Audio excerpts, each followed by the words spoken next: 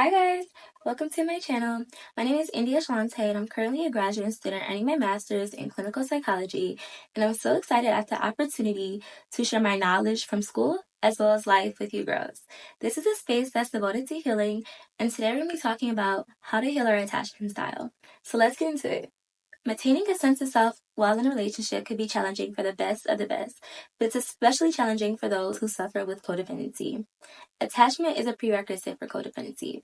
Without attachment, codependency does not exist. So in order to heal your codependency, you first have to enlighten yourself by asking yourself, what strategies do you employ to keep people close, aka your attachment style? So back to the board, back to the basics. What is traditional attachment model theory? Infants are born with an innate attachment-seeking drive to maximize their chances for survival. These proximity-seeking behaviors look like clinging or crying to get the attention of their biological mom. We see it all the time. When infants are in proximity to their biological mother, they're able to achieve this psychological state of safety and security. And how often the mother responds or doesn't respond will become their inner view for how they have to show up in relationships.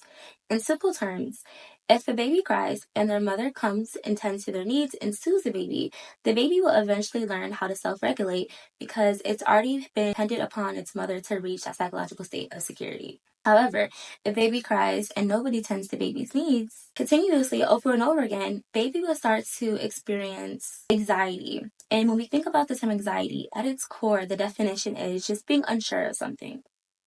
And so baby now has become unsure that their needs will be met. And this carries them into adulthood, where they need constant responsiveness and reassurance to feel safe and secure in their relationships. It's important to note that early childhood experiences do not solely determine your attachment style. Other factors such as personality traits, genetics, and life experiences can interact with the caregiving environment to create an attachment style. So very quickly, we're going to go over the three main types of attachment styles because there are more. And then we're going to hone in on our anxious attachment because they're the ones that are losing themselves in relationships. So first you have the securely attached. Securely attached people, most often than not, while they were growing up and while they were infants, they probably experienced consistent care to their needs. Here are some of the characteristics for securely attached people. Number one is that they are self-confident. Number two is that they do not spend much of their energy or their time being anxious in their relationships. This frees up their energy to be focused on the other person when interacting with them and allows them to be present in the moment. They can be themselves and they don't spend much time worrying about rejection or judgment. They also know how to communicate assertively. This is because they're not aiming to people please. So when you take away the need to be liked by people, leaves you the opportunity and the ability to communicate assertively. This looks like expressing your feelings and your needs openly and unapologetically. Another characteristics of a securely attached person is that they're able to self-soothe. However, if they need to rely on their community for emotional support, they are vulnerable enough with others to be able to do this. Securely attached people also have healthy expectations about how other people would treat them. They know how to set boundaries, and like I said earlier, they do not people please. So when one of their boundaries are crossed, they value themselves enough to remove themselves from that situation. And finally, one of my favorite characteristics about securely attached people is that they do not strive for perfection. They know it's okay to be imperfect. Their love and their acceptance or their ability to get attention is not reliant on them being perfect. Know that they are able to experience unconditional love, whether they make mistakes or not. Very little time is spent dwelling on their imperfections. Give them a round of applause. Our securely attached people, yes, shout out to y'all because that's what we all aspire to be. And it's just so refreshing hearing the characteristics of securely attached people because it seems very freeing. It seems very light and it seems very much the people are standing in their power and know who they are. Now moving on to the two types of insecure attachment styles. First you have your avoidant and then you have your anxious. We're going to start with the avoidant. The avoidant attachment style, similar to the anxious attachment style, they have experienced a lack of emotional or physical responsiveness from their caregivers. When they sought comfort or connection, their needs may have been consistently ignored or dismissed, leading them to believe that reaching out for closeness or comfort will be met with rejection. This leads a child to learn that it's best to suppress or minimize their needs and their feelings to avoid disappointment or rejection. Some characteristics of the avoidant attachment style are they're dismissive of their emotions, obviously, and they do not tend to be emotionally vulnerable. They tend to be more reserved and more closed off, and they tend to downplay their need for proximity. They develop a highly independent personality, and they learn to rely on themselves for emotional support and soothing. And at first, this can look like, oh, this person's very secure. However, if you're always relying on yourself for emotional support and soothing, and you're not vulnerable and open enough to rely on others, clearly you're hyper independent, which is a form of being avoidant. They often seek their self-validation and self-worth through acclimates and tangible accomplishments rather than knowing that they are born with all of their self-worth. This manifests into looking like prioritizing their work and their goals over their relationships because it reinforces the idea of being independent and not needing anybody. And lastly, I'm sure you guys could predict this, the avoidant attachment style also has a strong desire for autonomy. Okay. Now, it's also really interesting that a lot of men tend to be avoidant than women, and that infants who experience inconsistent care during infancy, it manifests differently, typically for different genders. So for men, they tend to be more avoidant, and for women, they tend to be more anxious. Here's some characteristics of your anxious attachment, and they are the star of today's episode. Some characteristics of the anxious attachment include trust issues and possessiveness. This can manifest in not letting your partner have friends outside of the relationship. Anxious attachment people also tend to lack emotional self-regulation, and so they place a lot of responsibility on their partner to regulate their emotions. They also tend to look to their partner to provide them their sole source of happiness instead of going out and building a life for them that will be fulfilling. Attachment people tend to also perform while in relationships because they believe that they have to perform for love rather than knowing that they are deserving of love by just being. This also prevents them from being in a state of authenticity. Anxious attachment people also want to be liked, so they tend to overthink every interaction, and they weigh people's perceptions and opinions of them so heavy and so personally. They're hyper attuned to their partner's responses and actions, and they tend to agonize over the meanings of words or actions because deep down, they're trying to notice early signs of abandonment. Also can sacrifice their personal goals for the sake of the relationship, and they're always concerned about the stability and the security of the relationship rather than just being in it. So it looks like craving constant reassurance. Whew, okay, that was a lot. When I was reading the characteristics of the anxious attachment, it was very heavy, and I feel like a lot of people can see maybe some of the things that they do within this description. And if you're hearing this and you identify that this is you, do not be hard on yourself. Do not shame yourself, because 9 times out of 10, this is out of your control. Inconsistency of parental care is linked to anxious attachment. And often when people hear this, they think of extreme measures of like neglect. And that does not always have to be the case. It could be something so simple as maybe your parents were overconsumed with work while you were an infant.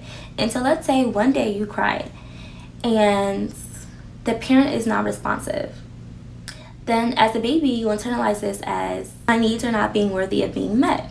So what happens when typically a baby cries and no one responds to their needs? The baby cries louder and louder and louder until finally somebody comes. This is programming the baby that to feel seen and to be heard, they have to exhibit extreme forms of vulnerability and anger. Now let's say the next day, baby cries and the parent may not be so overly consumed with work in this particular moment. So the parent is able to now pick up the baby and soothe the baby. The baby is now internalizing signals of inconsistency, and you begin to see the anxiety and the confusion form. There is a form of disappointment and unsureness and the subconscious experience of the anxiously attached adult that carries a deep innate feeling that their needs are not worthy of being met and that they can expect neglect. This limited belief is programmed and becomes not only what feels familiar, but also becomes their comfort zone. We see this all the time when anxious adults enter these relationships where they do not feel nourished, they do not feel seen, they do not feel heard, and they can vocalize and verbalize to others. They're conscious of the fact that they want to be in a healthy relationship. But they are attracted to partners who show mixed signals because unfortunately this is what feels familiar to them. And although they desire a more healthier, stable, fulfilling relationship, that type of experience is not in their comfort zone. All of this can be healed and transformed and transmitted through inner work and healing. The power of healing is so beautiful because you can start seeing your transformation. I used to be anxious in my relationships, and now I'm secure with myself and with others. And it's possible for you to be too once you do the inner work. Another note for good measure is that as humans, we desire to be in community with others. It's literally just in our genetic makeup. It's what makes us humans. It's what distinguishes us from animals. If you're watching this and if you identify as anxiously attached, I do not want you to beat yourself up about it, and I do not want you to shame yourself, because shame is a traumatizing emotion. When we consider hunter-gatherer societies and during tribal times, women, we were symbolic of life. We were symbolic of creation. We were symbolic of community, planting, harvesting, and nourishing. So it's only natural that women tend to be more anxious if they experience some form of insecurity. Whereas men, it's only natural for men if they experience some type of insecurity to become more avoidant, because historically, men on the responsibilities of leadership, decision makers, and hunters. Literally, the ability to kill another living creature had to take some type of emotional distance to do that. It's not a coincidence that men tend to be more avoidant and women tend to be more anxious. Regardless of whatever gender you are and whatever attachment style you identify with, you can change. In order to heal and change your attachment style, you first have to do two things. And these are going to sound overly simplified, but I promise, if you do not do these two things, you are not going through your issue, you are going around, and you're going to find yourself back at square one. And you're going to find yourself eventually trying to do these two things. These two things are, number one, owning your emotional experience. Number two, learning to self-soothe. Now, I know it sounds very, very simple, but because those who are anxiously attached have limited beliefs about what they deserve, they're always subconsciously looking for the slightest ounce of disapproval from their partner to validate that limiting belief. Sometimes looks like projecting our emotions, rather than knowing that certain emotions are coming from within. This can only be transformed through radical self-love and radical self-responsibility. How do we start taking radical self-responsibility and radical self-love? One of the things that I began to do was implementing my self-love affirmations into my morning routine. And I know this is cliche because everybody says, affirm yourself. But one of the things that's really helped me is when I stopped regurgitating affirmations that were made for me by an app and actually wrote down my affirmations around my deepest insecurities. Once I customized my affirmations around my deepest insecurities, I began to transform those limiting beliefs. You can tell yourself the things that you want to hear. Literally, it's my favorite thing that I do for myself. Literally telling myself, like, you're so pretty, you're so smart, I love you so much. You tell yourself the things you want to hear. And when I was interacting with others and I heard my inner critic coming out, I silenced it by overriding it with those affirmations. So one of the things you could really do to help you with this is writing your affirmations down and remembering some of them that are like very easy to remember and very targeted to one of your toxic thoughts that you suffer with. So let's say your toxic thought is, I'm not good enough. You can replace that with the affirmation of, I'm enough. And you could tell yourself this over and over again to override that toxic limiting belief. This is also very, very helpful if you are religious. A lot of my affirmations are grounded in scripture, because scripture often helps me to return to the frequency of being whole and complete. Often when people start doing self-love affirmations, they say that they don't really feel any type of difference. But like everything, consistency is key. You have to do it for days, weeks, months on a time, because realistically, if you suffer from being anxiously attached, you probably have had toxic thoughts for years on years on years. You probably programmed your mind to be this way for how many years? And so Being patient with yourself while you're on your healing journey will help you immensely, because you won't give up so quickly when you realize that things aren't working overnight. And instead, you're just going to stay with it, to keep telling yourself those affirmations until it clicks. And one day, it literally will click, and you will be like, oh my God, I should have done this sooner. Another underrated tip while you're trying to become less anxious in a relationship and you're trying to build your identity is to also not only focus on self-love, because self-love is a huge help, and yes, it all starts within and with you, but also spending time with your family, spending time with your friends, getting out and nourishing your body, your mind, starting new hobbies, traveling, all these things that you could become a whole person and you could become secure with yourself. One of the easiest ways to kind of get an idea of what those hobbies, habits, friendships might look like is literally asking yourself, what would you do with your time if you were not in a relationship? And pour precisely into that. Would you be joining a community of young professionals? Would you be watering more of your relationship with your family?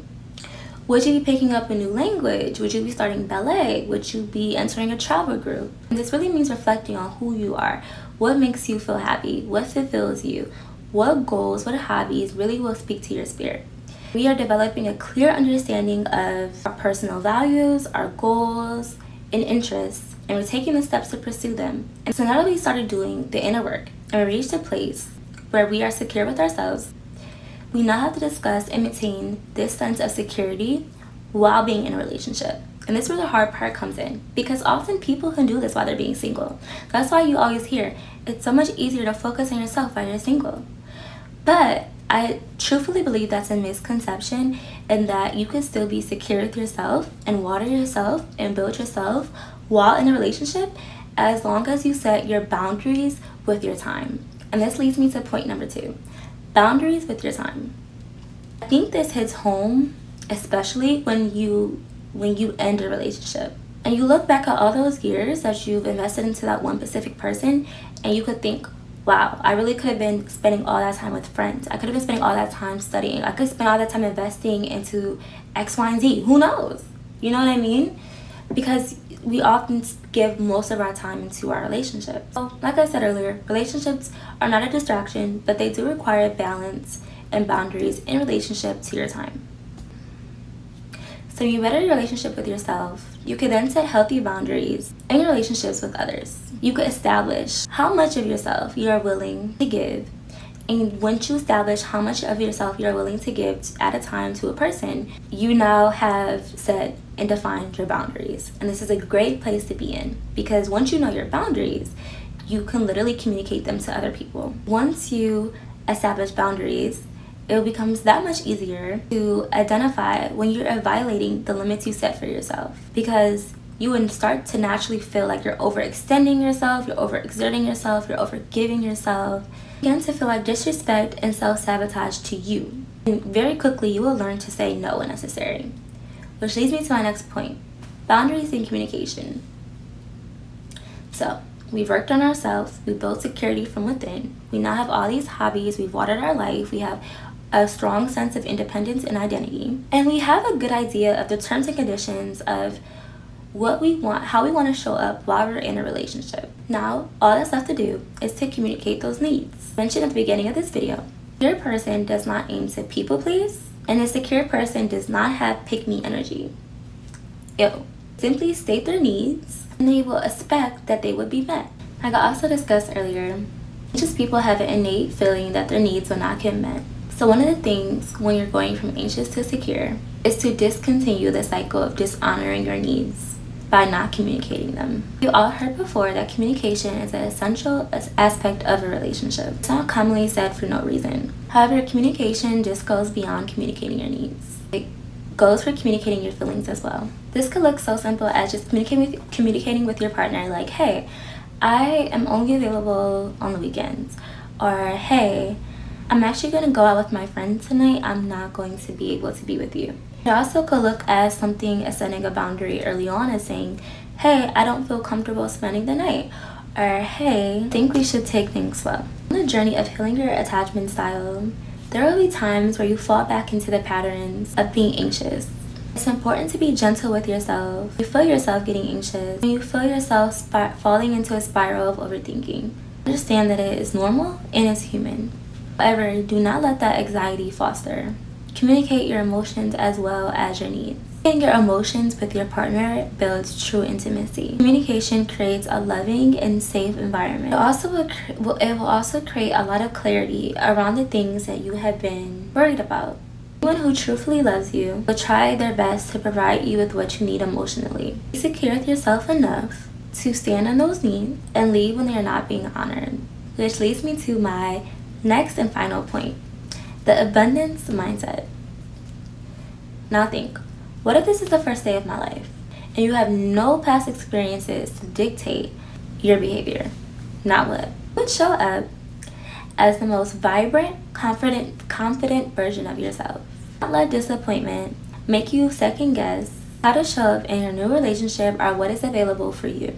Automatically, this prevents you from settling in and jumping in and focusing on one person. If someone does not meet your standards, with the abundance mindset, you simply just honor the mismatch, you use your discernment, and you walk away. It's really so simple. You know your worth, secure with yourself, you have no problem walking away because you know there's a plethora of available partners available, aka the abundance mindset.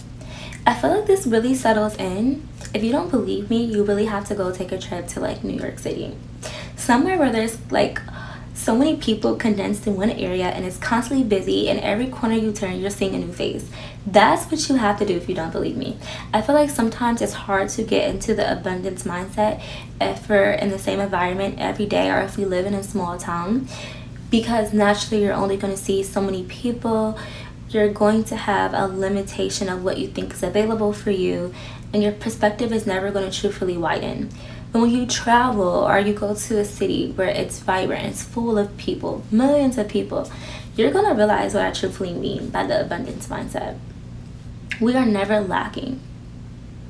And it becomes that much easier when you rest in this truth to walk away from situations and relationships that do not serve you. Also, with the abundant mindset, this naturally will allow you to detach from the outcome of your relationship, because you have a stronger sense of self and a stronger belief that you can survive outside of the relationship, independent of the relationship.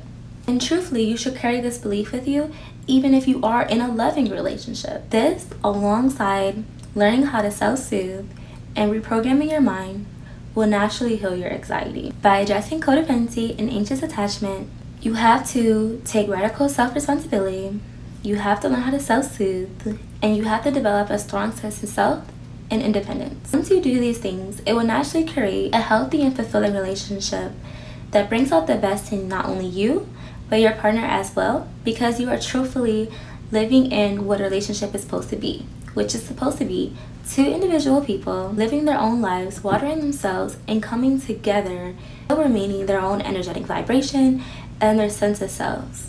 They're still two individuals. That is a healthy relationship. It's also important to recognize that addressing these issues are not a one-time fix. Please be patient with yourself and your journey, and know that rather it's an ongoing process. It truthfully involves a commitment to self-growth, self-healing, and personal development, and being willing to make changes when they are necessary. That is all I have for today. I love you guys. Thank you for tapping in with my channel and watching my videos. And if this video has helped you in any certain way of how to maintain yourself and not lose yourself while in a relationship, please give this video a thumbs up and subscribe. I'll see you guys later. Bye.